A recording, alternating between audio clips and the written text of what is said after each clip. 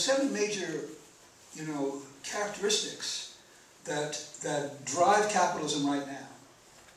There may be others at other periods, but that these are the things that make capitalism obsolete. That is to say, even if capitalism had a function 200 years ago, or 150 years ago, when the world was undeveloped, there was a lot of resources around, and there was a lot of cheap labor and slave labor that could develop all this very, very quickly. Even then, it wasn't a good idea, but now it's an absurdity. So the seven parts that the arguments are broken into is the idea of endless growth. I mean, capitalism is built on endless growth. The idea is that if you have wealth, your job is to have more wealth, and to use that wealth to have more wealth, and to use that wealth to have more wealth, and to use that wealth to have more wealth. Do many of you know Wallerstein, the great economist from the University of Connecticut, I guess? Emmanuel Wallerstein. Anyway, that's his definition of capitalism. It's a little different from the Marxist definition or the standard definition. It's all about wealth requiring more wealth. That if you have a certain amount of wealth, you are obliged to seek more wealth in the system of capitalism. Now that's running into problems right now because we're running out of resources very, very rapidly, and the planet is going belly up very fast. So they've got a problem. So now they're investing their money in other money, and it's all internal. It's like a giant Ponzi scheme. So that's going to collapse for sure. The second ingredient is amorality. That is to say, there's nothing in the capitalist system that requires that you do anything because it's the right thing, or because it has a moral element to it, or a spiritual element, or any estimate, any kind of controls involved in it. I'll come back to that in a second. The third is that it's inherently hierarchical. Capitalism is nothing but hierarchical. You have investor classes buying the stock, then you have boards of directors, then you have employees. Employees are the most vulnerable of the group. All the benefits flow up. To the degree that the employees get benefits, the top level doesn't. In other words, when the employees get a raise, the investors don't. They get less. In other words, the money that would otherwise go to the top goes to the employees. So that's basically against the system. So the system is devoted to not sharing its wealth and to not becoming equal. The fourth ingredient, and I don't want to have time to explain all these, but it's all in the book. The fourth is the privatization of government. That is to say, the government can't be left to function on its own in a democratic manner. You've got to control it because the way the government behaves affects what your opportunities are. So we all see that now. We see in this last election, the Koch brothers and a few others basically determined that whole election. And by the way, the Koch brothers are going to be 140 million very soon. As soon as the Keystone Pipeline, 140 billion.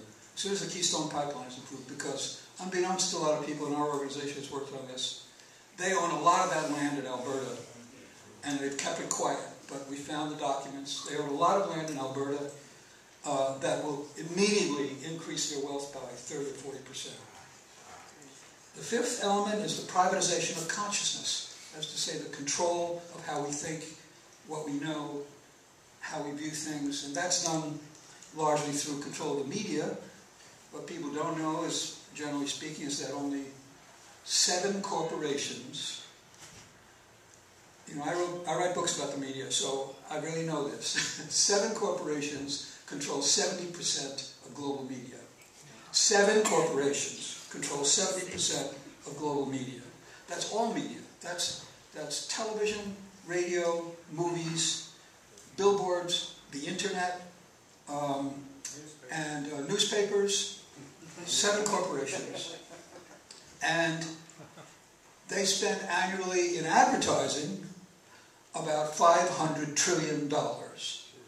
Now, that's all to move into our heads and control our ways of thought and the boundaries of what we know and what we think.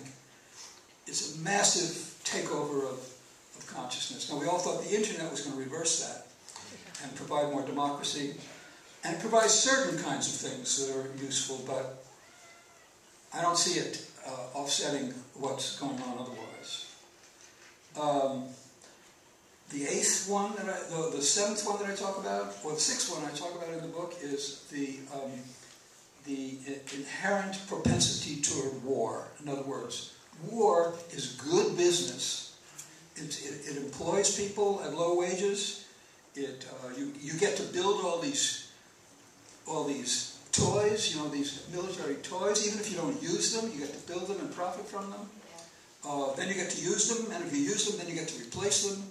It's very, very good business activity, and that's intrinsic to the model too, just as other kinds of destructive behaviors are. And then there's the question of happiness. Does it work? Does it bring anything beneficial to the society? And the answer to that is no. I'll just quickly read where the United States stands. And the United States, of course, is the most laissez-faire form of capitalism. So it's with the least government control and with the least government restrictions, that is. And the statistics in the United States are amazing right now. The United States is first in the world in divorce, first in obesity, first in mortality, infant mortality, or maternal mortality. It's last among industrial nations. It's last in infant mortality. Among childhood poverty is 26%. It's first in the world in prison population. It's second in the world in murder rate. Russia is first. It's first in the world in armed robbery. It's 15th in the world in home ownership. Now, America's all about home ownership, right? I mean, that's what it's supposed to be about. We're 15th. Japan is first. And many other countries are way ahead of us. We're 15th. Home ownership is an illusion right now. Wealth inequality, first in the world. Pay differentials, first in the world. The rich versus the poor. Middle class, that's another thing we're all about, is middle class. United States, 53% of the population is now rated as middle class. Japan is 90% middle class. Now, I'm not necessarily, there's problems with Japan. I'm just saying that all these statistics are extremely interesting once you look at them. And then voter turnout, of course. We just had an election where 32% of the population voted. Australia has 95% voting. Many countries have over 85% voting. I don't know where we rank, but I'm sure we're in the bottom third of voter turnout of all countries. Now, that's also a very clear expression of whether it's a systemic immorality. And it's weird because people who work in corporations are your neighbors. We all know people who work in corporations. They're perfectly nice people. And yet, corporations behave incredibly terribly. And what's that about? And how many people saw the movie Avatar? I didn't really love that movie, but there was one fantastically great scene in that movie. That's when the corporate guy is in the spaceship. He's been sent to look for resources. And so he's searching around the universe, different planets, to find where the resources are so that he's got a whole military contingent with him. And they go to this planet, I forget the name of it now, but they go to this planet and they find, we got a planet full of resources. So he says, great. Then the military guys tell him, the only problem is there are indigenous people on that planet. And they're sitting on the resources. So the guy in the spaceship says, the corporate guy says, well, go tell them, that they're going to have to move. They're going to have to move and go around to the opposite side of the planet because we need that land. So the military guy goes down and he talks to the indigenous people and they say, move? We're not going to move. We've been here for 10,000 years. We're fine here. We like it here. You go around the other side of the planet if you want. So the military guy comes back up to the spaceship and he says, what do we do? What are we going to do? Should I kill them all? And then there's like a little pause in the movie where the corporate guy goes through what I call corporate schizophrenia, which is that whether you behave according to humanistic rules or you behave according to corporate rules inside that context.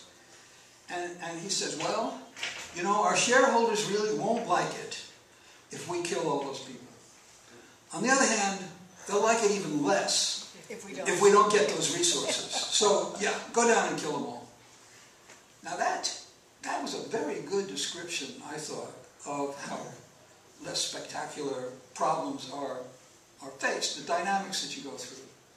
And so in the movie, they go down, they have a war, and actually they lose the war.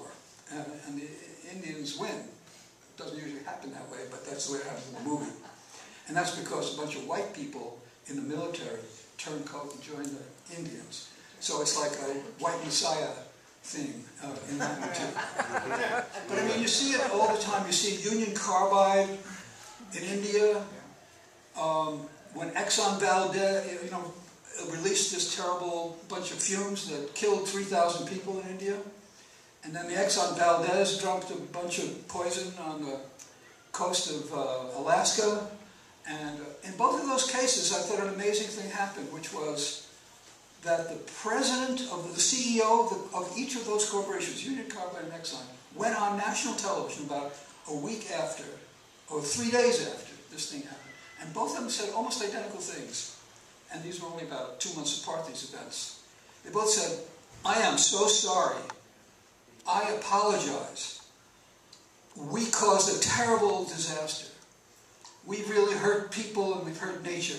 We're really, really upset about this. And I am going to spend the rest of my life working to correct this. I was really shocked and impressed at those guys. Within 2 months, they were on television saying exactly the opposite thing. They were saying, it wasn't our fault. The captain of the ship fell asleep on the job and he was drunk and it was his fault. We're going to fire him and then we're going to fix up the beaches and blah, blah, blah. And Union Carbide just denied that they had culpability after that. And they're still denying it now. That still hasn't been settled. That's 20 years ago. It still hasn't been settled, that case. So what's happened there? That's what you call corporate schizophrenia. It's like you can behave as a human being with moral feelings and feelings of companionship and feeling for society and so on. And that's okay once you come out of the corporation and meet with your neighbors and go to church and so on, but it's not what operates the machine. What operates the machine is what's going to cost us money and where do we stand to get the most profits, and that's built into the system. That is a structural problem with the system. And I don't think there's any way to reform that without turning into co-ops, without completely changing the form of the structures. And I won't have time to go into a lot of different things. This co-op movement is very important, and that kind of thing, and a non-hierarchical structure for. But then, of course, you're destroying capitalism when you do that. You're just eliminating it because capitalism is dependent upon constant growth.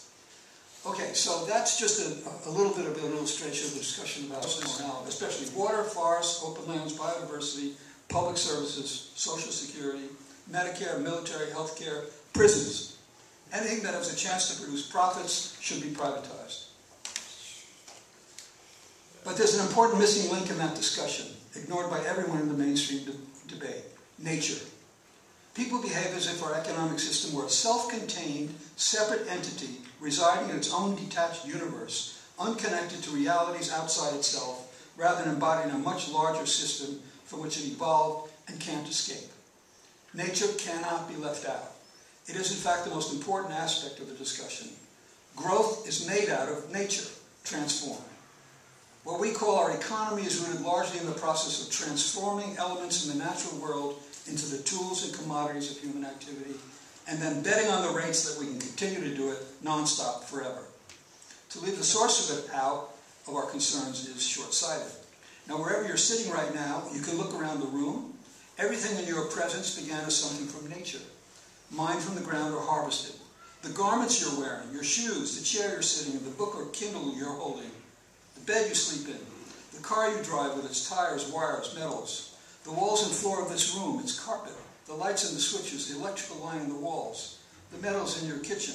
All were once minerals that were dug up from the earth, then shipped around, sometimes transformed, assembled, shipped again to a store near you, and sold.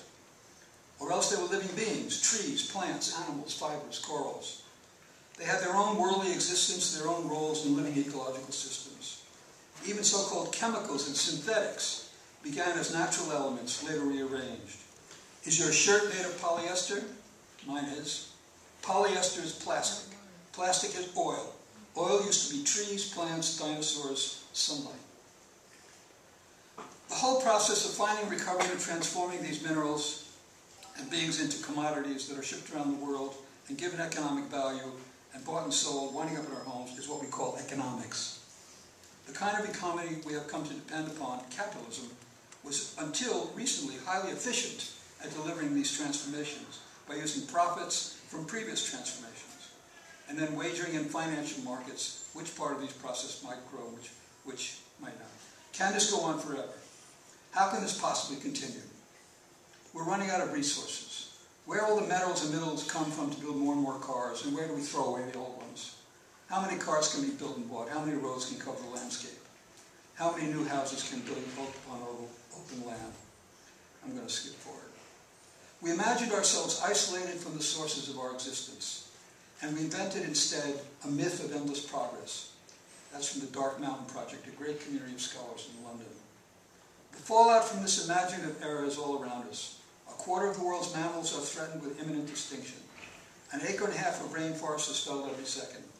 75% of the world's fish stocks are on the verge of collapse. Humanity consumes 25% more of the world's natural products than the earth can replace. Our society has blurred a fundamental fact. Humans are completely dependent upon the health of the natural world. In fact, we are part of the natural world, made of the same ingredients as the rest of life on earth, which we have assumed dominion. But having lost our connections to concrete reality, we don't grasp the predicament we're in. Okay, I'll just cut it over there.